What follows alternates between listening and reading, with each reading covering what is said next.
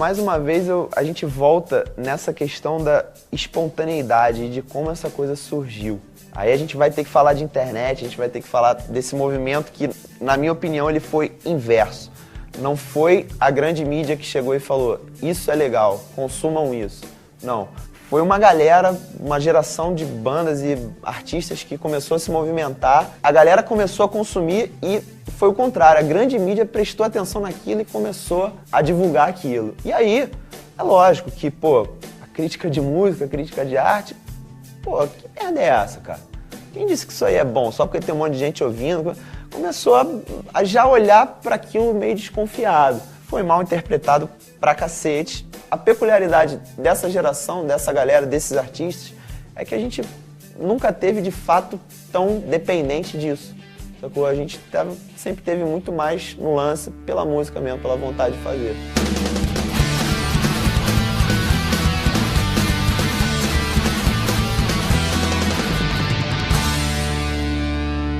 Sempre existiu uma cena, assim, uma cena, não era uma coisa coesa e tinha essa visão que a gente teve de mais de, entre aspas, negócio. Existiam as outras cenas, a cena punk dos anos 80, o começo dos anos 90 ali com Junta Tribo, os selos, existiam cenas, mas as cenas não tinham essa coisa de vou fazer eu mesmo. O CPM nasceu em 95, em 97 a gente estava já indo para a segunda demo, já com a identidade já mais quase definida, né? Tinha muito poucas casas para tocar isso em 97. Tinha o Blackjack, que dava espaço para vários tipos de banda, não só de punk rock. Tinha uma casa ou outra na Vila Madalena. E a gente armava alguns festivais, aleatórios, onde pudesse fazer. Foi mais ou menos essa época que o Badawi, comecei a ver o Badawi e a galera do CPM. E eu já comecei a dar uma sacada nessa cena nova de hardcore que estava entrando, que é uma galera que vinha embalada pelo Bad Religion, pelo NoFX e tal. Teve aquele boom do hardcore melódico lá fora, californiano, né? Começou a surgir muita banda, né? A gente foi uma das primeiras no Brasil, se a gente não foi a primeira que lançou um disco desse estilo no Brasil, que foi pela Roadrunner. Era uma gravadora quase que grande, que lançava o Sepultura, né? Ninguém ganhava nada, nem cerveja quase. Voz nunca se escutava em lugar nenhum, né? Porque PA nem existia, era geralmente o microfone de voz ligado no mesmo âmbito do baixo ou da guitarra. Roots pra caralho. Onde chamava a gente ia, assim. Mas era legal, começou a criar uma vontade de ter banda, né? Isso foi o mais importante.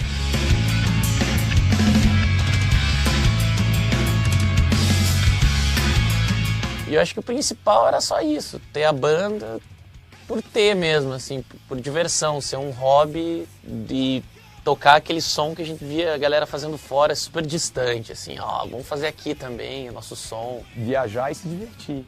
Até o dia que se formar na faculdade ou sair e ter que arrumar um emprego. Não existia esse objetivo de fazer sucesso ou de galgar.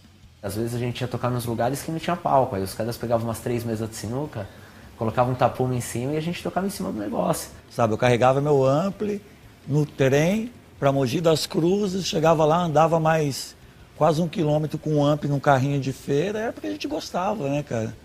Não tinha aquela pretensão de, naquela época nem existia bandas independentes grandes, né? O fitinha, cassete, entregando pro outro, não tinha essa piração, até porque todo mundo cantava inglês. Ninguém almejava muito essa história de gravadora e rádio. A gente pedia a grana da gasolina, eu ia com o meu carro, o Léo ia com outro, ou o Cezinha com outro, a gente ia em carro, cara. Uma vez a gente fez Belo Horizonte, Vitória e Rio no final de semana de carro. Vai comer? Não sei, mano, eu marquei o show. Não pedi comida, não mandei rider. É uma sessão de descarrego adolescente, assim, eu acho, cara. A gente não gostava de outras coisas. O nosso rolê era o rock, era o underground, era o hardcore. Na época a gente chamava de era a cena. Uma visão ideológica de ter um respeito pela cena, do que se fazia na época, mas sem também ficar cagando regra, tá ligado? Você ia tocar pra 100 nego, 150, nos melhores shows você podia tocar pra uns 300. Curitiba tinha o A.OK. na época, o Sugarcane. No Rio tinha o Wacky Kids, Rivets, o próprio No Ponto, o Carbona, bandas que eram dessa geração. Aqui em São Paulo, o Blind Pigs, o CPM, a Rentim, o Delta HC, a Gaine, BH, tinha o Dreadful, o Heffer. Em Vitória tinha também uma puta cena. O Dead Fish, o Moqueca de Rato. Não tinham bandas iguais, mas tinham bandas da mesma geração que que ouviam as mesmas coisas. Isso aí fez com que a gente pudesse fazer shows fora do estado, fora de São Paulo, só com demo ou com disco independente. Não tinha acesso à internet como hoje, era tudo carta. Mandava a sua demo, o cara mandava a dele, às vezes você falava assim, ó, eu tô vendendo no show tal, me manda suas demos, ou troca as demos que a gente vende aqui. Naturalmente, todas as cidades surgiram as bandas sem pretensão nenhuma e com o espírito de, pô, que legal, você viu que dá pra gravar no estúdio lá e lançar? E você grava a fita, eu gravei mais de 3 mil demos do Sugarcane, gravando de uma pra outra, uma fita pra outra, uma fita pra outra. Você incentivar um cara, faz um show do estilo na sua cidade, não sei o quê.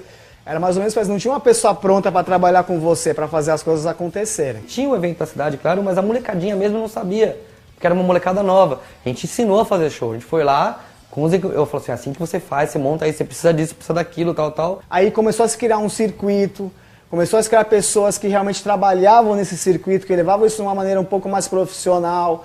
Quando as casas de show começaram a prestar atenção que existia público para isso, já foi tipo 97 para frente. E já em 98, 7, quando a gente lançou o Cir, você já tinha parte do Sonho Médio gravado, aí sim a gente falou, acho que dá, hein.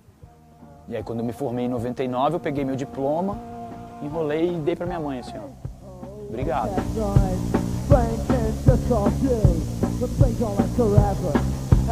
Somehow, baby, they never really do. They never really do.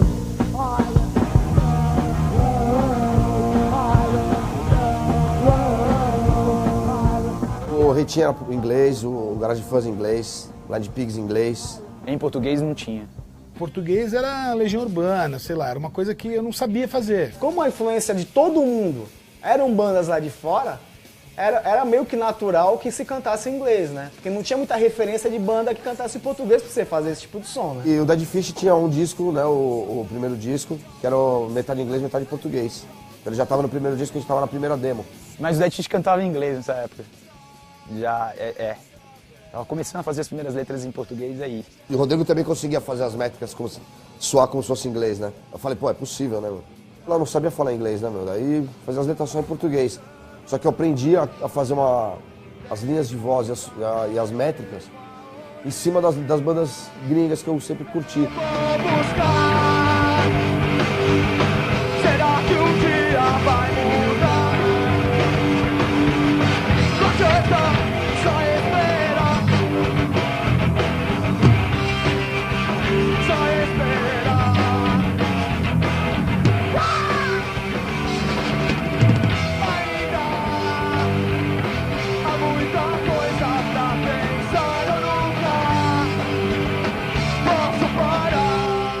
Pré-Hangar a coisa era meio mambembe, né? Tinha uma quantidade razoável até de casas, mas nada muito definido. Tinha muita improvisação. O Hangar foi um catalisador, assim. Foi o que resolveu nós temos uma casa pro rock independente. Fazia muito tempo que eu não ia na galeria do rock, né? E tinha um amigo que tinha uma loja lá, que é o Fábio do Olho Seco. E conversando com ele, comecei a ir lá uma vez, 2 vezes e tal. Ele um dia mostrou uma parede cheia de CD de banda nacional e falou, meu, isso aqui é tudo banda nacional e os caras não tem lugar pra tocar. Aí, pô. Hoje eu tenho que esperar, mas meu dia vai chegar. Na época era o auge do pagode, do axé, né, cara? Você montar uma casa de punk era um negócio meio bizarro, né? No dia de inauguração do Hangar, iam ter 3 bandas tocando e Gritando HC, que era a banda da noite, convidou o CPM para tocando. Ia ser a segunda banda da noite.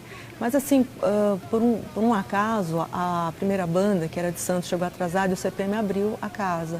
Então isso criou um vínculo assim, de carinho com o Hangar por conta disso, né? Que nós começamos juntos no mesmo dia. Foi início, o Hangar CPM foi em 98, o primeiro show do Hangar, o CPM 22. Eu vim no segundo show do Hangar, que eu lembro foi Sorte Força Horais e Ação Direta, e não tinha ninguém. A gente abriu em outubro, quando chegou em junho do outro ano, de 99, eu falei, ó, se até setembro não virar, a gente fecha. E aí justamente em setembro a coisa começou a andar. Todas as bandas praticamente dessa época, Reitinho, CPM 22, Gritando HC, todas as bandas tinham uma noite que dava sold out o show. Eu vim no Hangar 110, Foi quando eu descobri que existia uma cena underground, que tava começando ali uma cena underground. E pra gente o hangar era o, nossa, mano, ter uma casa com estrutura, com backline, com PA, só chegar e tocar. A gente tocou, foi, nossa, o Credit Car Hall pra nós. Eu sei lá, eu sei que entrei pela porta ali, eu não passei muito, não fui muito distante, continuei ali porque tava lotadaço. E aí, do nada, eu vi uma movimentação no palco, do nada eu ouvi um cara falando, boa noite, nós somos em Soft dessa música chama Carro Bomba. Cara, aí do nada entrou um japonês louco, que é o René Altura, entrou dando uma cambalhota já no palco, aí, pum, estourou, cara, e tava tão apertado que eu não tava entendendo, mas a galera, à minha volta tava se mexendo, começou a pular, e aí meu ombro tava junto deles, eu comecei a pular junto, né, cara, e tipo, essa foi a minha primeira experiência, assim, que eu fiquei o show inteiro pulando, mesmo meio que sem querer pular, mas pulando e agitando, e, cara, eu falei, meu, eu quero tocar aqui um dia.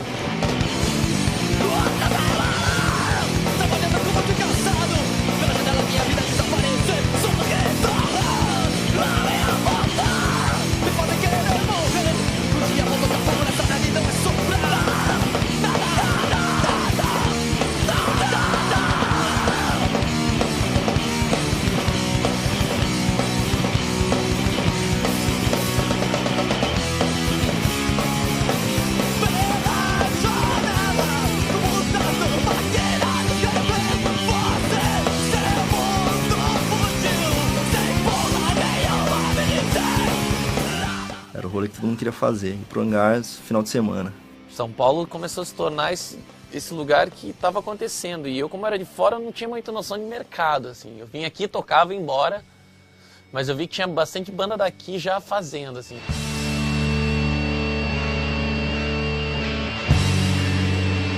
Já tinha essa cultura de você fazer o disco, né? Antes era demo, daí começou a surgir a mídia, né? Ficou acessível, né? O CD. A gente começou a fazer. Eu lembro que a gente fez um show no hangar com CPM, Again, Smalls e Reitinho. O CPM nem era a banda principal da noite, não era... Eu acho que a gente era primeiro, o CPM segundo, uma coisa assim. E ficou 1000 negros pra fora do hangar. Puta, aquele dia... Eu sabia que aqueles 1000 negros que estavam pra fora não era por minha causa. E não era por causa das outras bandas. Eu falei, cara, o CPM tá virado no Jiraya. Ali que deu pra perceber mesmo que a coisa ia pegar mesmo. Todo mundo tinha o disquinho independente do CPM, alguns quilômetros de lugar nenhum. Era muito forte. Eu lembro que era um lance de colégio, assim. No colégio todo mundo tinha aquele disco, todo mundo ouvia, todo mundo sabia o que era CPM 22. Era uma banda que era melódica e era um tipo de som que, pô, eram referências que vinham de coisas de fora, né, cara? Face to Face, o Blink e tal. Só que a letra deles em português era boa. Eles tinham uma outra visão da coisa. Eles estavam fazendo uma coisa pra dar certo. Se quando os caras me chamaram pra entrar no CPM, eles já me chamaram falando assim, cara. Falou, cara, a gente quer gravar um disco, a gente quer tocar na rádio, a gente quer tocar na Globo, a gente quer crescer, velho. Com o nosso som, lógico, mas queremos crescer. E a gente pensava nisso, pô, tinha o Offspring, tinha o Green Day na rádio, e não tinha ninguém com som daquele tipo em português. Eles tinham um discurso mais relax, assim, mas pra mim não menos punk rock, assim. E aí eles trouxeram uma galera que não tava tão interessada em ser engajada ou tão interessada em construir algo. Elas estavam ali pra se divertir. Mas se divertir é importante, talvez seja o primeiro chamariz, entendeu? Eu chegava no show, pô, a molecada cantando todas as músicas do disco, eu, tipo, pô, que legal, que legal. Vendemos 4.000 discos em um mês. Aí a gente ia fazer a terceira prensagem e o Rick ligou pra nós, né? E eu lembro muito bem de ter ouvido Regina Let's Go, e assim, o que me impressionou era aquela divisão, a forma que eles conseguiam fazer uma música que eu só tinha ouvido antes nos Estados Unidos, né? Com essa levada e com esse tipo de letra. Né? Tinha aquela visão de que, meu, cara ia mudar a roupa da banda. Eu falei, mano, você não vem falar merda pra nós que a gente não vai mudar nada, né? Meu? Ele percebeu que o CPM já tinha também um público que era o que ele queria, uma molecada nova, que tava curtindo esse tipo de som. O CPM acho que foi a primeira banda que saiu do underground brasileiro desse meio e foi parar no mainstream. Era novo, porque até aquele momento nem sabia que as gravadoras assinavam essas bandas. O CPM 22, quando assinou o contrato, né, com a gravadora, acabou dando uma esperança pra todo mundo. E tipo, falando, pô, existe outra, não é só isso que a gente tá fazendo aqui. Quem quiser tem um caminho que é poder chegar no potinho de ouro ali, né, que é viver de música. Mas a gente ainda nessa época falava, viver de música, Peguei minhas coisas, fui embora, não queria mais voltar. Eu nunca quis presenciar o fim. É o CPM, de onde o CPM saiu? Ah, daquela cena que tem o dance, o street, o reitinho. Fez bem pra nossa cena. Sempre é uma faca de dois gumes. Ao mesmo tempo que mostrou por uma massa menos especializada, o que eu acho ótimo hoje, talvez tenha diluído muito das ideias, assim, tenha tornado a coisa mais rala. Enquanto a gente vinha coletivamente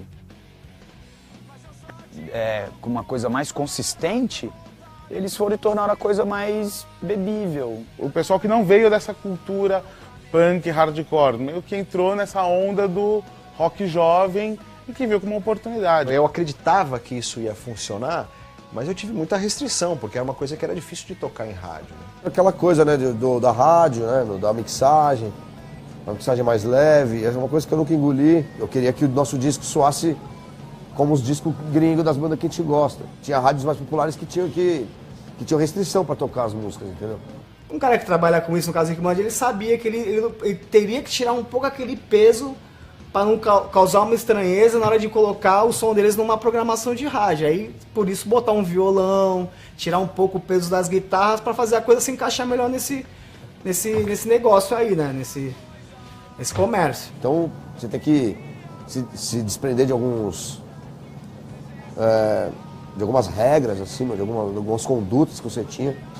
Porque o Brasil é um país careta, cara. A gente não é o país do rock. Fora que, puta, era legal, né, cara? A gente trabalha tudo no submundo. De repente você escuta a música dos caras na rádio, sabe? Porra. Todo mundo falou, você escutou ontem, tocou uma vez. Sabe essa coisa? Todo mundo que escutou o CPM, assim, falou, cara, esses caras fizeram uma coisa muito diferente pro rock nacional. Ah, se venderam e tal. Começou a polêmica na cena, né? O CPM foi seguramente, por um tempo, a maior banda do Brasil. Eu sei que um ano depois a gente já tinha ganhado o disco de ouro, não dava pra ir no shopping.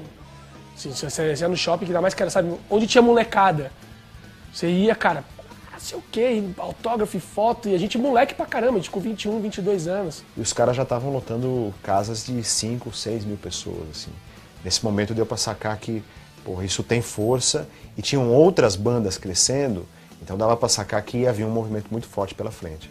Eu acho que eles foram, assim, uma faísca que acabou alastrando numa dinamite, que são as outras coisas que aconteceram, assim, sabe? CPM foi uma banda que tirou o medo das outras bandas de poder assinar um contrato e virar mainstream. Porque todas as bandas tinham um pouco de receio em virar mainstream, porque não é fácil o preço que você paga. Eles iniciaram um bonde e deu certo pra todo mundo, né? As bandas que cantavam em inglês e mudaram pra cantar em português, a gente a princípio ficava, não, cara, não pode, monta outra banda, isso o cara tá querendo, tá se vendendo. A palavra usada era se vendeu. O cara tá se vendendo, o cara quer assinar, tá se vendendo. E nisso começou uma cena mesmo, de todo mundo cantando em português, porque antes era todos os discos em inglês. Aí tirando os Zumbis do Espaço, que também cantava em português. Agora eu vou lutar pra te ver, que seja o primeiro a dizer.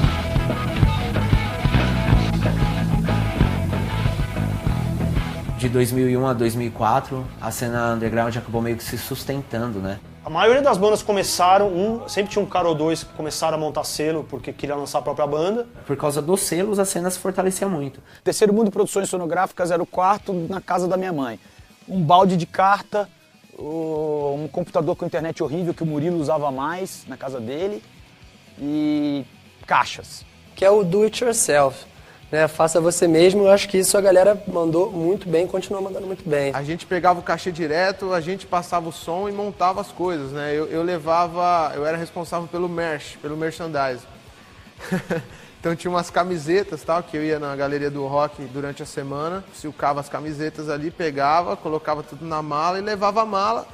E aí quando era a nossa vez de subir no palco, os moleques subiam, passava o som mesmo, o público esperando assim, os caras, ei, som! Afinando os instrumentos, e eu com a barraquinha do merchandising aberta ali vendendo.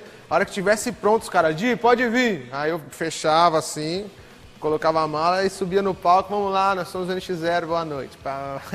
O melhor esquema era estar na gravadora do Dead Fish, por quê? Porque o Dead Fish tocava no Brasil inteiro. Então onde eles tocavam, eles estavam levando nosso CD. Se eu não me engano, em 2002 nós fizemos 120 e tantos shows. As coisas aconteciam porque a gente fazia, porque a gente passava o tempo inteiro na estrada. Eu lembro que uma média ali de disco do Dance vendidos eram de 5 mil a 10 mil cópias. O História Não Tem Fim, se eu não me engano, venderam 20 mil cópias. Se eu pagava R$2 para fazer o meu CD, por que eu ia ter que vender ele a 15? Né? Eu vendia ele a 6 com preço de capa. A gente queria vender 1.000, 2.000, 3.000 CDs rápido para a banda poder tocar. A nossa visão era diferente. E com Glória eu cheguei a vender 5 mil cópias do primeiro disco, underground, sabe? Fazendo correria de mão em mão. Era shows no Brasil inteiro, tudo lotado, show sold out. Eu comecei a perceber que tinha a possibilidade de viver daquilo. Primeira vez que a gente foi pra Recife, cara, a gente dividiu passagem no cartão, socorro. Foi pagando. E é impressionante que a gente chegou lá e tava lotado, né? Tipo, sei lá, 2, 3 mil pessoas, e todo mundo cantando as músicas todas. E o ingresso R$6. A gente entrando, nego xingando a gente, tá cara essa porra pra cacete. Viver, né, cara? A ambição era essa, era muito, assim, na época era até ingênuo, né? Nossa, eu lembro que a gente marcava o show no Hangar, era uma semana antes, estava sold out já. A partir daí, o Dead Fish também tô vindo de Vitória todo final de semana pra São Paulo. Você começou a ver, os shows eram de 500, 600 pessoas, passaram a ser pra 1.500, 2.000 pessoas. Eu fui em muito show do Dead Fish que eu ficava na grade gritando, assim, eu era muito fã. E chegou uma época que eu não conseguia mais ir, porque, tipo, abarrotava o show dos caras. Foi quase como ver um ônibus parar e descer todo mundo ao mesmo tempo e entrar num show, assim. E falar, nossa, o que eles estão acontecendo aqui? É só o show do Dead Fish, todo mundo cantava todas as letras. Então virou uma coisa meio, eu quero ser da turma do hardcore. Então agora e o que vai dizer? Você não pode te odiar, não pode. Agora que estou aqui, você se sente feliz. Confesse o sonho, virou pesadelo. A gente veio tocar em São Paulo, um show junto com o Fist. E deu sold out sinistro, assim, de fila no Hangar, fila até a esquina, assim, nunca vi, assim. E eu lembro que eu cheguei nesse show e um cara veio me vender um ingresso. Falou, você quer comprar um ingresso? Eu falei, quanto tá? Ele falou, R$50. Na época eu falei, R$50 era uma fortuna. Eu falei, não, velho, valeu, eu nem gosto dessas bandas aí. E a gente ia tocar, ninguém conhecia a gente, mas conhecia a banda. Aí chegou num ponto que o Hangar ficou realmente pequeno. E a gente pensava, cara, a gente tem que fazer um show num lugar maior. Não tinha lugar maior. Se chegasse no Blém Blém, na época era um lugar pra 2.000 pessoas, e falasse, sou da banda Fresno, quero fazer um show, o cara ia falar assim, vai pra teu culto, que banda é essa? Não conheço, não existe essa banda. Eles não sabiam, eles não tinham a menor pista de que tava rolando uma movimentação de muitas pessoas. O SP Pro HC1, 2005. Quem organizou foi eu, o Tadeu e o Conrado, que era do Schlepper Haig. O Tadeu tinha a ideia de fazer um festival, chegou na loja que eu tinha na galeria, que era a loja do Dance. Tchau, entra comigo, vamos fazer, você conhece as bandas, vamos fazer um show lá no KVA, que eu tenho um esquema. A gente foi lá, fechou com o cara, R$800 na época, o aluguel. O cara rindo da gente. E aí, vocês vão conseguir colocar a gente aqui? A gente, pô, acho que a gente vai conseguir pagar pelo menos. Deu 4.500 pessoas. A gente parou a Cardeal Arco Verde. Não tinha segurança no KVA, tinha uma obra do lado que era deles, eles chamaram os pedreiros para fazer revista na molecada. E o cara, não acredito que vocês colocaram 4.000 pessoas aqui dentro. Falei, mas a gente alugou a casa. Os pedreiros dando geral na molecada, os pedreiros cuidando do bar. E foi isso, cara, foi uma loucura, meu. A gente falou, que força é essa, cara? Aí começou a rolar os SP Pro HC, ABC Pro HC, Primata HC, Independent Fest. Cara, tu faz um show de um gringo hoje, tu traz uma banda gringa, eles não botavam tanta gente quanto nós ali naqueles festivais. Eu sempre tento ao menos entender o que eu fiz de tão ruim. Foi quando a cena underground tava pop. A cena underground virou mainstream, né?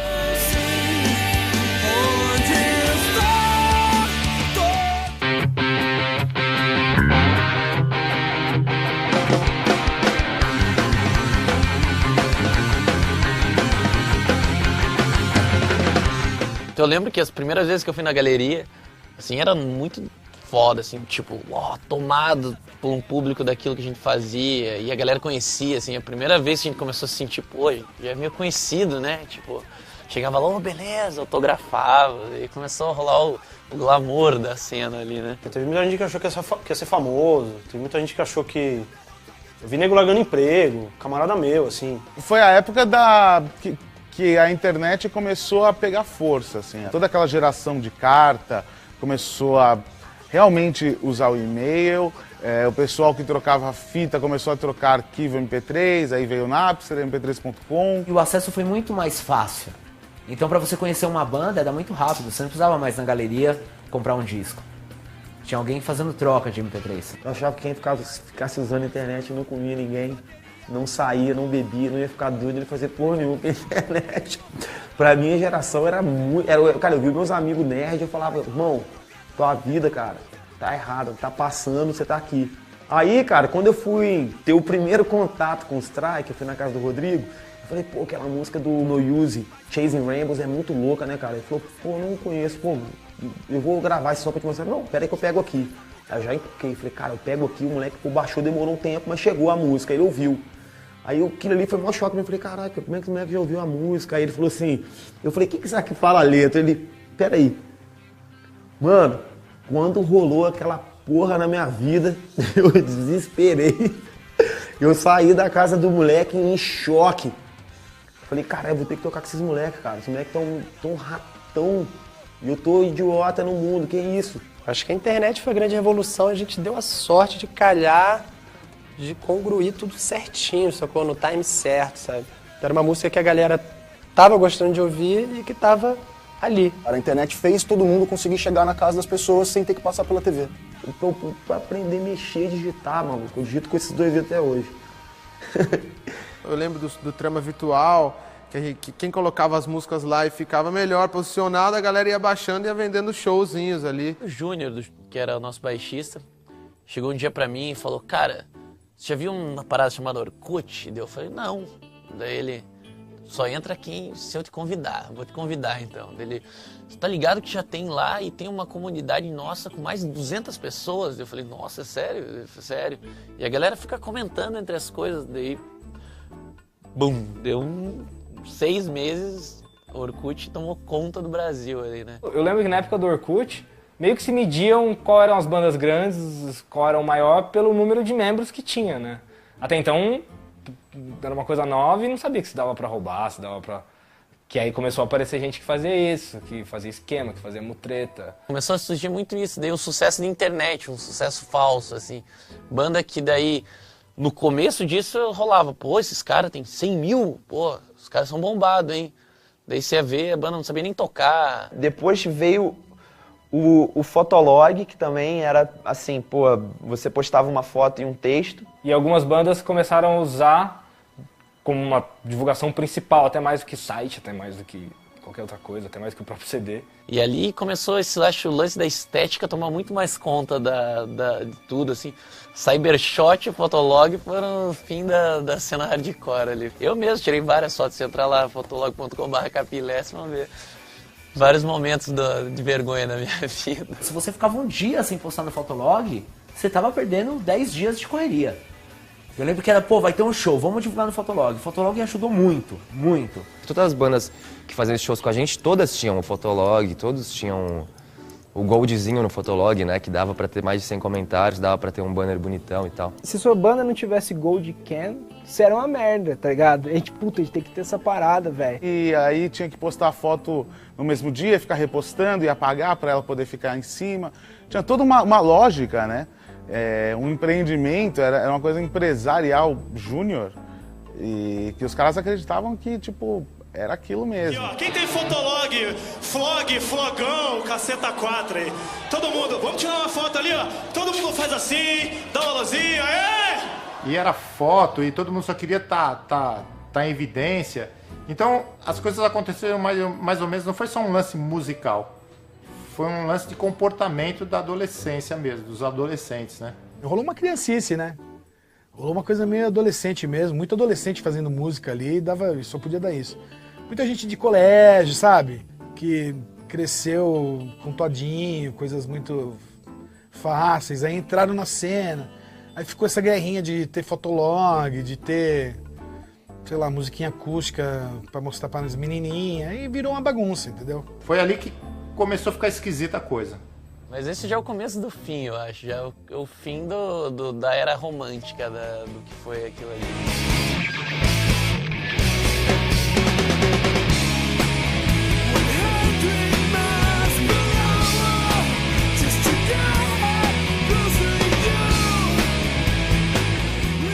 Na época era tipo assim, era o emotional hardcore. Foi aí que começou o termo, né? Aí depois virou só emocore. O Reitinho acho que foi o primeiro emo brasileiro bombado, assim, de dar uma hypada, né? Quando saiu o clipe de Danger Drive. E o Reitinho era exatamente a descrição que se tinha do emo, que é um lance muito melódico, muito bonito e ainda era uma coisa muito simples de instrumental, assim.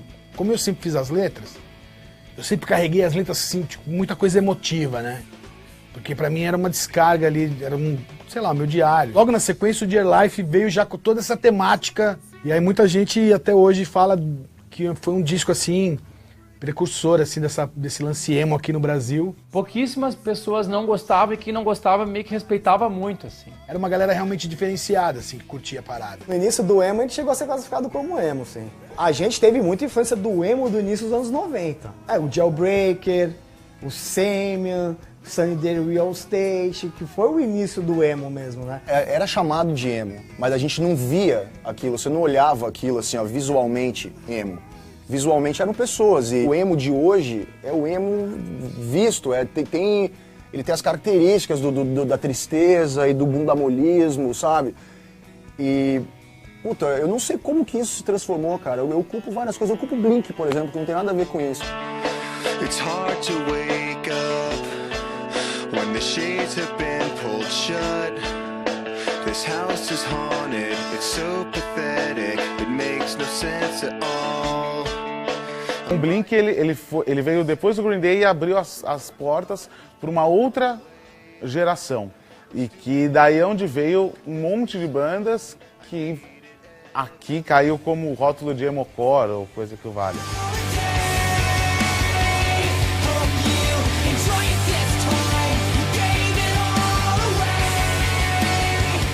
Existiam as bandas emo, só que ao mesmo tempo surgiram algumas bandas mais pop que eles acabaram pegando esse rótulo que já existia. Eu acho que foi muito mais fácil, vamos pegar um rótulo que já tem aqui e vamos intitular o Good Charlotte, o Sum 41. Os moleque bunda mole de escola que cansaram de jogar tênis no clube e que resolveram ter banda por causa do Blink. Aí os cabelinhos e as franjas, daí começou a aparecer essas bandas e foi legal. Esse emo de hoje é feito por uma juventude, uma molecada mais nova que veio depois e não tinha informação do que era o emo antes. Falaram pra eles que você tocar esse tipo de som aqui e ser triste e fazer beicinho é emo. Porque virou uma moda mesmo, né? De repente começou a aparecer um monte de gente nada a ver, influenciado por outras bandas, tipo Good Charlotte, sei lá, o Blink também, que não que seja emo, mas ajudou a trazer essa galera, o My Chemical Roraima. Começou a trazer uma galera diferente, entendeu? Você falar que você gosta de música e não conhecer a raiz da música que você gosta, pra mim você é um trouxa.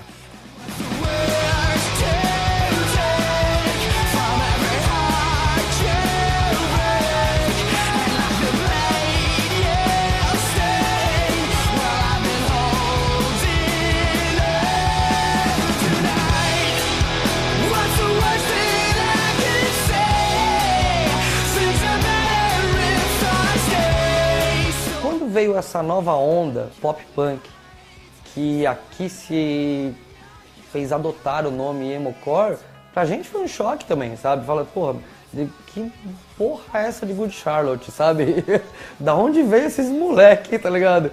Que letra é essa, mano, sabe?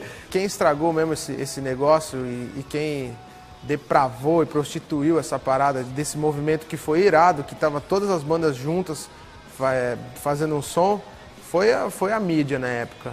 O Brasil vem tudo atrasado e o nego engole do jeito que acha que é e já sai falando que é certo. Saiu tipo uma matéria numa revista que algum débil mental fez. E aí alguém leu essa revista e falou, pô, vou fazer uma matéria pra TV. Mano, que é isso? Onde que eu tava esse tempo todo, né, mano? Porque no nosso show não colava esse tipo de gente, entendeu? Já existia essa galera extremista, assim, que era a galera que a gente nem se identificava, assim. Era uma outra galera mais nova que usava o cabelo super chapinha. E não tinha nada a ver com esse tipo de gente se vestindo desse jeito, igual o boneco espantalho, que, pô, nem sei comparar, mano. Cabelo de lá, ventríloco, né? Não sei. Tudo que essa galera fez durante anos aí, com tanto romantismo, é isso aqui, emo ridículo, da Galeria do Rock. Se você vai na Galeria do Rock, você é um emo ridículo e não dê valor. Nossas letras eram muito zoeira, nada era muito amor. Quando era um amor, tipo, era um amor de um cara com uma cabra, meu. Não tinha nada de amor. Só que a gente acabou caindo no rótulo emo, assim. Muita gente chegou a falar, pô, Coelho é emo e tal. Não tinha conversa, não tinha como explicar, sabe? E o que fazer quando não estão mais nem aí para você? Dentro desse pacotão realmente tinha CPM, Fresno, NX0, Glória, se bobear o Pantera também tava, se tivesse surgido na época, o Vulgar Display of Power ia ser o disco de emo também. Podia ser no Dead Fish, podia ser de qualquer banda, isso é emo. Ah, emo, tudo emo. O problema é todo que as pessoas têm como parâmetro a mídia de massa, né, cara? Ninguém estudou nessa porra desse país. Todo mundo quer levar a sério uma porra de uma televisão ou uma mídia de massa. Foda-se. Toda onda que ela vem grande, forte, ela gera um pouco de rejeição, de certa forma. Na década de 80, Neguinho pegou ali e taxou uma galera, uma geração de, porra, os punks baderneiros e arruaceiros e o cacete. Na década de 90, os metalheiros que arrumavam confusão no Rock in Rio, nos shows. Preconceitos existem mil, né, cara? O cara que nunca teve acesso a nada, nunca ouviu, tipo, nem Raimundos, tá ligado? E, que legal o visu dessa franja, não sei o que, lá tem uma galera. Moleque bobo mesmo, né, cara? Isso é coisa de moleque, não tem jeito. Porque depois disso, bombou muito mais. Trouxe mais gente idiota ainda pra coisa, entendeu? Esse foi o problema. Como a coisa se tornou tão popular, as pessoas que só queriam ser populares se aproximaram desse meio, fizeram uma música, sei lá, hardcore com letra do Leonardo Fábio Júnior e acharam que podia ser aceita e a coisa com certeza começou a perder o contexto dali em diante. Mas eu acho que como a gente nunca teve esse visual afetadinho, pintar olho, franjinha, cabelo, sempre foi uns pedreiros, o nego já olhava e falava assim, meu, esses caras devem estar fazendo isso aí pra catar mulher, porque eles não são emo. Lembro que tinha uma época que eu olhava uns shows e falava, caralho, só tem criança no show, assim. Esperto, pô, né?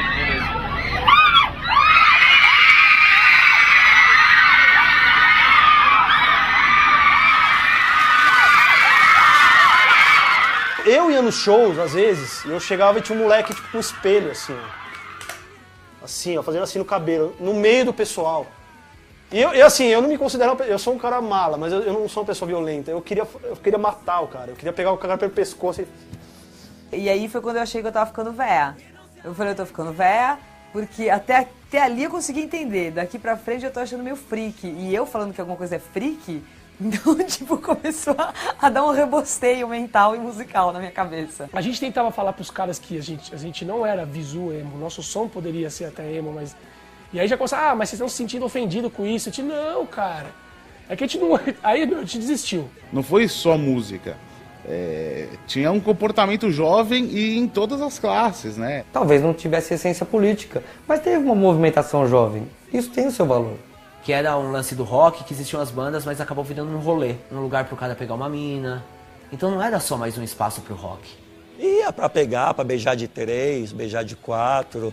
Era isso que rolava na época. O rock virou um estilo do jovem. Como a gente tem hoje em dia o sertanejo e o funk, aí, o leque bombando. Naquela época o rock ficou muito famoso no nosso meio. De coração pra vocês! Esse moleque tá aqui, sabe por quê? Porque na segunda-feira, todos os amigos dele vão estar no intervalo falando do show do Dead Fish ou falando do show do CPM.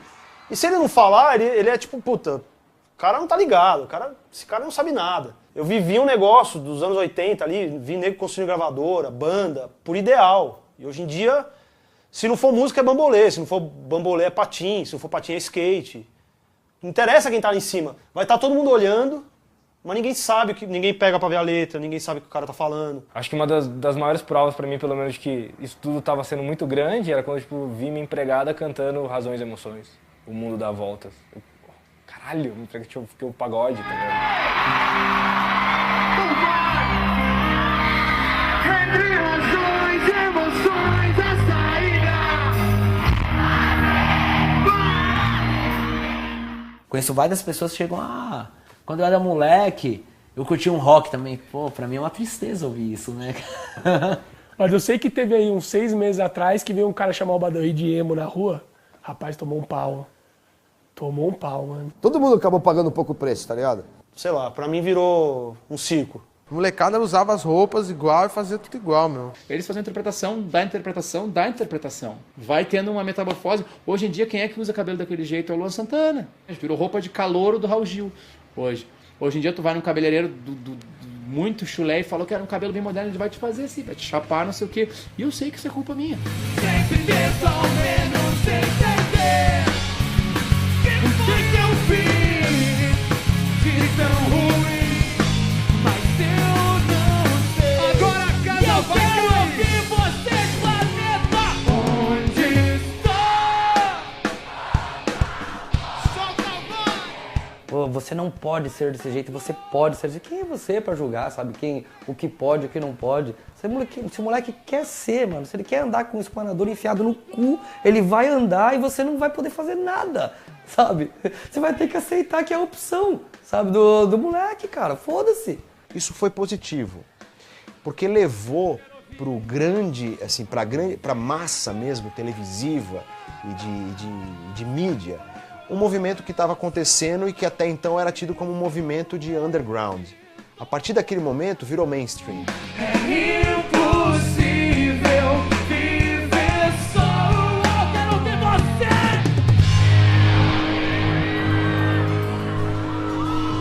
E aí, placa, meu segundo CD pra provar que ainda sou um rockstar. Ter uma música em primeiro lugar. Nessa época, acho que de 2004, 2006, o quanto essas bandas eram exploradas pela galera, assim. Quanta gente ganhou muito dinheiro em cima dessas bandas, assim, e as bandas não ganharam nada. Era uma panela de pressão já, o underground. Ele não tava mais nem um pouco underground. Uma molecada meio que, vou fazer aquilo, e quando viu, né, a coisa saiu meio do controle. Os shows de underground já era produzido por cara que produzia show de pagode, já era do cara que produzia show de sertanejo, já era do cara que produzia rave.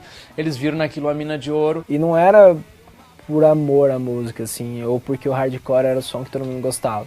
Começou uma galera que viu que dava dinheiro e fez um festival. Às vezes o cara chegava lá e marcava um festival com as mesmas bandas, e você chegava no lugar, tinham 10 mil pessoas na porta, e a casa não abria porque o cara pegava a grana, partia, né? Muita gente fazendo show, muita banda ruim no meio, muita banda pagando pra estar nos lugares. Eu lembro de ter entrado uma vez num ABC Pro HC e os caras discutindo a ordem da banda porque tinham pago mais pra estar no festival.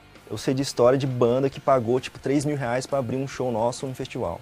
Porque eu lembro quando a gente começou, pra você entrar num show de uma banda expressiva, era um trabalho muito árduo. Você tinha que, de algum jeito, entrar naquele mundo, conhecer o cara ouvir, gostar, ele te convidar, e depois se tornou essa parada aí que era só ter 2 mil reais ou o patrocínio que você tava lá. Teve bastante pai, inclusive os pais vinham conversar com a gente.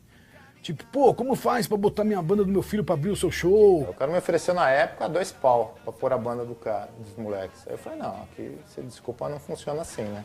A essência de fazer a gente mesmo, de tocar porque amava e tocar porque era inocente o bastante pra achar que aquilo ia fazer alguma diferença no mundo, acabou, né? E bandas da minha época, tipo Dead Fish, depois de um tempo até lançou um manifesto. Falou, a gente não toca em show que banda vende ingresso. Porque essa galera não queria fazer correria, né? Esse maluco que fazia um cabelo meio que igual ao meu e comprava guitarra igual a minha, queria fazer uns negócios assim, e meio que ele nunca tinha parado pra ouvir as coisas que eu ouvia. Uma vez eu vi um cara lá na frente, ia fazer um cover de Ramones. O cara falou, porra, vai ter Ramones, meu, olha. Já tinha morrido 3 da banda, entendeu? Como é que vai ter Ramones, cara? Esse é o reflexo da geração mimada que faz parte do que veio depois dessa geração aí, né, mano? Aí daí também veio o Pro Tools, o Autotune, né? Veio tudo na mesma época ali que começou a salvar um monte de banda que não sabia nem tocar. O cara gravava um puta de um CD em casa, e aí quando você punha no palco era horrível. Só que daí começou a vir uma molecada que só pensava nisso, porra, eu quero assinar, eu vou fazer o som igual às outras bandas porque eu quero assinar. Então ficou uma sede de aparecer que dava vontade de dar um backhand, assim, sabe? Tipo, acorda e vai fazer música, sacou, moleque? Até hoje, meu, tem estúdio, trabalho com bandas, final de semana, todo mundo quer assinar, cara, todo mundo quer o contrato, cara. Ninguém tá nem aí pra música, o moleque já quer gravar. E aí, mano, será que o Rick Bonadio vai ouvir nossa banda, mano? Sabe, tá assim hoje em dia e sempre foi. Elas meio que contaminaram um pouco o movimento. Então tinha muitas bandas medianas e algumas até ruins e poucas bandas muito boas. Se olhava como um todo e tantas bandas surgindo e muita gente taxou realmente, não, isso aqui é um movimento de música ruim e de pouco talento. Todo mundo vinha fazer um show no hangar com esperança de ter alguém aqui pra ver, um olheiro. Isso eu acho que matou a cena independente de vez, assim, foi tipo... A busca foi pelo ouro só. E não por, tipo, levar mensagem, sabe? Era toda semana, tal banda assinou com o Bonadio, tal banda assinou com a Dec, tal banda assinou com não sei quem, tal banda... Pô, cara, todo mundo assinou, não tem mais graça nenhuma assinar, né? Virou uma festa, né? A feira das gravadoras, né, meu? Então você queria assinar com uma gravadora, era muito fácil. Como que eu não ia lembrar? Todo mundo assinou, menos eu. Eu falava, porra... Viu o Reitinho assinava. Falava, mano, sabe por que a gente não assina? Porque a gente é ruim, feio. É por isso, cara. Porra, olha pra nós. Olha lá, olhava pra banda, um careca, um zoado. Falava, por isso que a gente não assina. Como você quer comparar? Tá ligado? Com o Fresno, os moleque bonitão, pá, o NX0. Olha, mano, que lindos, cara. A gente nunca ia vender, cara. Todo mundo acabou assinando. Eu não sei, o ser humano é um bicho estranho, né? Acho que a molecada acabou mudando muito foco, todo mundo acabou curtindo mais as bandas. Entendeu? Até hoje eu não consigo explicar isso. Todo mundo muito novo, né? Do outro lado das gravadoras a galera mais experiente, mais vivida, mais sagaz. Sinceramente, a gente não tava preparado. Ah, porque, pô, ali foi muito rápido, a gente já caiu no programa da Ivete, no programa de não sei quem, Serginho blá blá blá. Já foi uma coisa muito louca, a gente tocando com o Chiclete com Banana, tocando com a Ivete. Entendeu? Os caras me encontraram e falaram assim, nossa, vocês, eles tiveram frete, estão dominando, vocês estão tocando em todo lugar, estão arrastando multidão. E durante anos foram assim, né, cara? As originais ficaram. Todas essas da leva adaptadas vieram, foram, deram mal, deram um tchau e já foram embora. Então tem muitas bandas influenciadas por CPM 22, por NX0, por Fresno. E agora esse mercado está mudando. A gente está precisando de um novo rumo para o rock nacional. E está um pouco sem referência. Eu também tô pesquisando e sacando o que a molecada está ouvindo para saber que caminho que o rock vai tomar agora. Né? Ficou um vazio imenso no underground. O underground não estava se renovando, acho que isso foi ruim. Se tivessem bandas ainda tocando, hoje poderia ser que a cena não estaria tão ruim assim.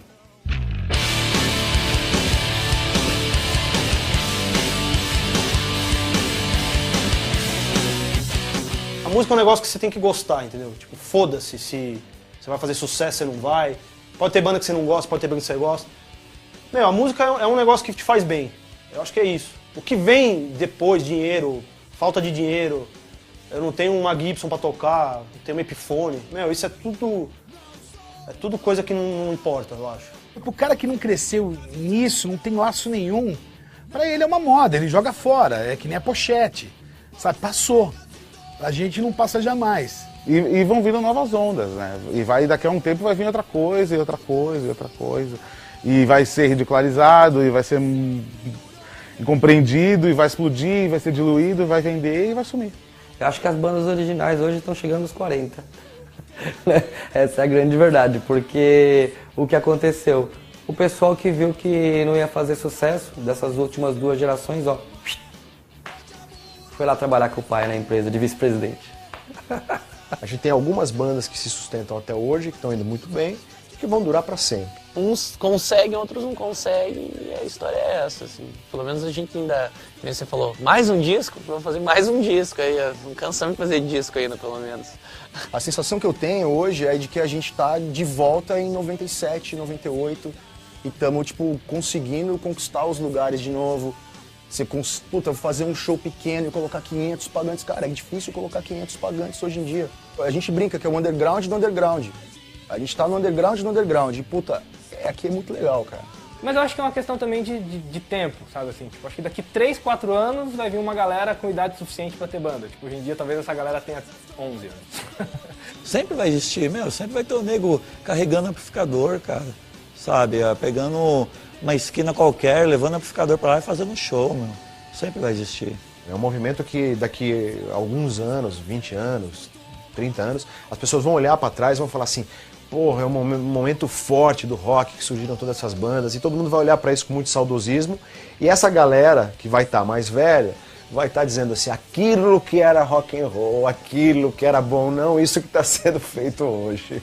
A gente pode não ter sido a Tropicália, que revolucionou o caralho. Pelo menos pra gente, as histórias que a gente vai contar dessa cena, essa cena foi foda, assim. Hoje a gente tem um público que a gente sabe onde ele tá e tal, e cada vez menos a gente precisa usar dessa grande máquina do mainstream que a gente não sabe controlar direito, sabe? Que até porque ela não é operada pela gente, não precisa usar tanto essa máquina, a gente pode fazer a nossa coisa também. Deu certo. Deu certo. Pra poucas pessoas, como sempre nesse país. O sucesso é a caminhada, né? Não é você atingir um ápice ali. É você se manter forte fazendo o que você gosta, fazendo verdadeiro. Acho que esse é o verdadeiro sucesso que muita gente confunde aí. Aquilo já foi uma coisa tipo muito forte que marcou a vida de muita gente e que mudou não uma, acho que 2 ou 3 gerações que acompanharam aquilo mudaram para sempre. Então, se isso não é vitória, o que é?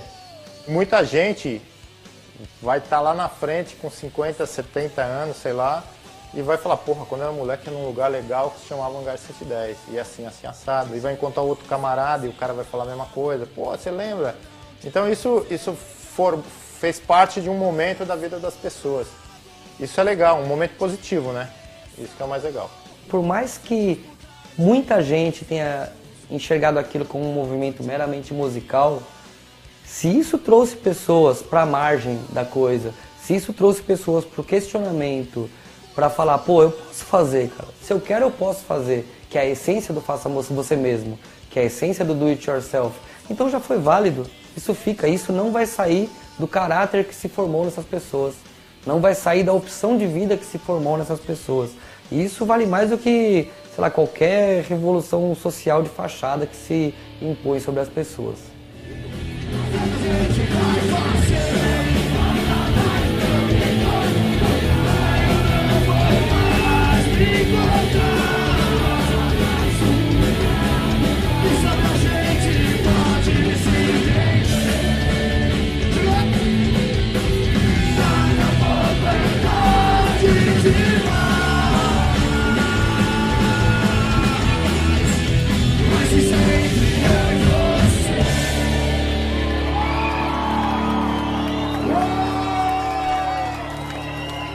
Por quê?